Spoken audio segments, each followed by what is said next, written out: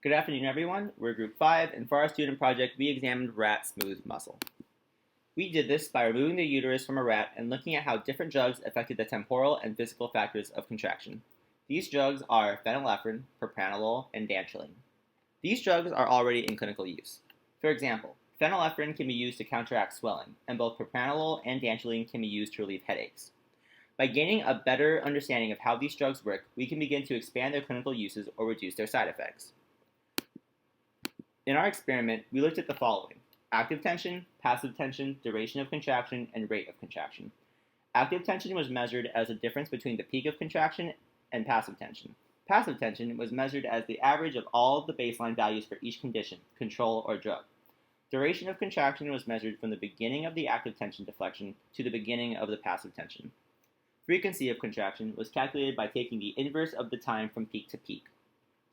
The first drug applied to the rat uterus was phenylephrine. Phenylephrine is an alpha agonist and will cause an increase in the concentration of intracellular calcium. This change in calcium concentration is a key factor in the changes in contraction, strength, and rate. If we look at the data collected, it can be seen that with the addition of phenylephrine, the calculated active tension increased by 0.13 grams, passive tension decreased by 0.28 grams, frequency of contraction decreased by 0.1. The duration of the contraction was determined to be relatively constant with no relative changes. As stated before, as phenylephrine is an alpha agonist, it initiates a GQ pathway, which allows for an increase in intracellular calcium and prevents rapid potassium depolarization.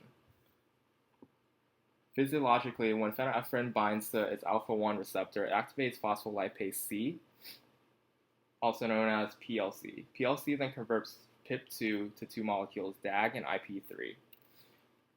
On one hand, DAG goes to activate protein kinase C, which then activates L-type calcium channels and inhibits potassium channels.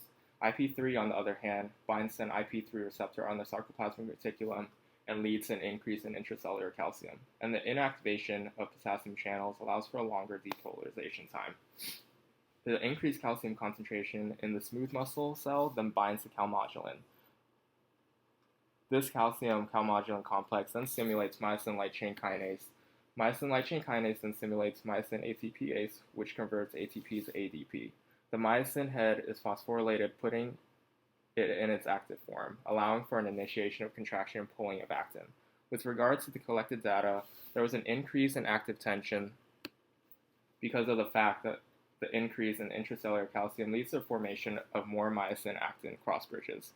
As shown in the little diagram in the bottom left, active tension is shown in blue. As more myosin-actin cross bridges are formed during contraction, the length of the muscle decreases, which correlates with the measured increase in active tension. Moving right to left along the curve. Passive tension, on the other hand, is defined as the elasticity of the muscle. Looking at the diagram again, the passive tension curve is shown in green.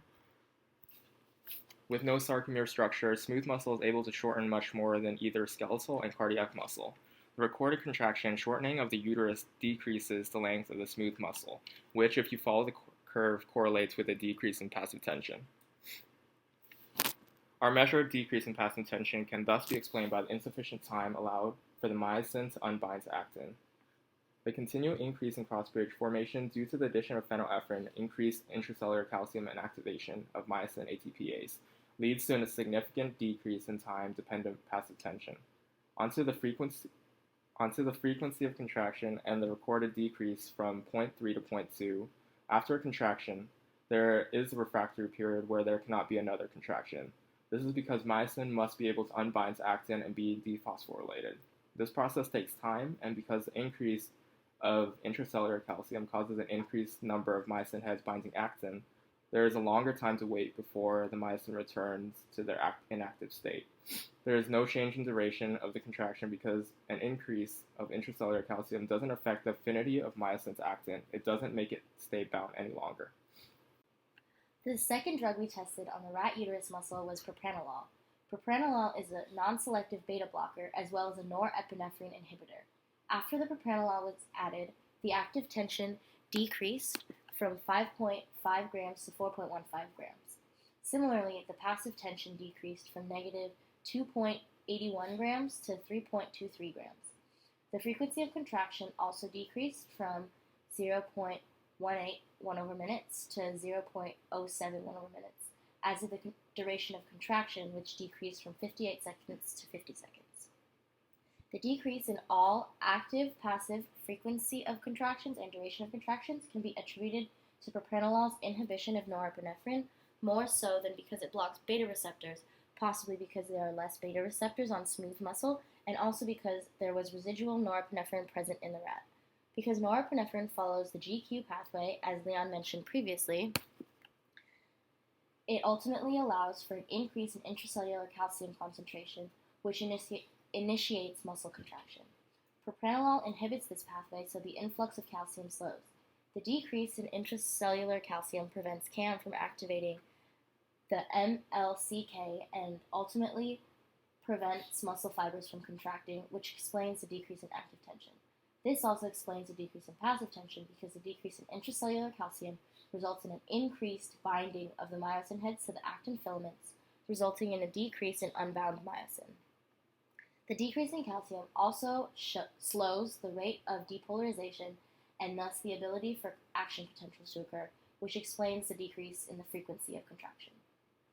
Finally, the decrease in duration of contraction can be attributed to the fact that less intracellular calcium results in an inability for the smooth muscle contraction to be sustained. The third drug we tested was dantrolene.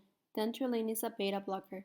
Like propranolol, it also inhibited the GQ pathway of norepinephrine, so we saw a decrease in active tension, frequency of contraction, and duration of contraction. The only thing that differed from propranolol was that it caused no significant change in passive tension. Although MLCK still phosphorylated the myosin heads, causing cross-bridge formation, the passive tension remained constant due to stretch of the muscle. In our data, we can see that active tension decreased by 0.07 grams. Passive tension remained almost the same. It only decreased by 0.01 grams. The frequency of contraction decreased by 0.09 1/minute, and the duration of contraction decreased by 20 seconds. Analyzing the effects of the drugs phenylephrine, propranolol, and dantrolene on a rat uterus muscle highlighted the physiological processes of smooth muscle contraction. Phenylephrine is an alpha agonist, so the GQ pathway was followed. This increased the intracellular calcium and thus initiated more smooth muscle contractions, explaining the increase in active tension. Phenylephrine is also a vasoconstrictor, so it decreased passive tension. Propranolol and dantrolene had similar effects. Because they are both beta blockers, they both inhibit norepinephrine. Norepinephrine uses the GQ pathway, which results in more calcium entering the cell. Because propranolol and dantrolene inhibit norepinephrine, intracellular calcium concentration decreases, which leads to a decrease in active tension.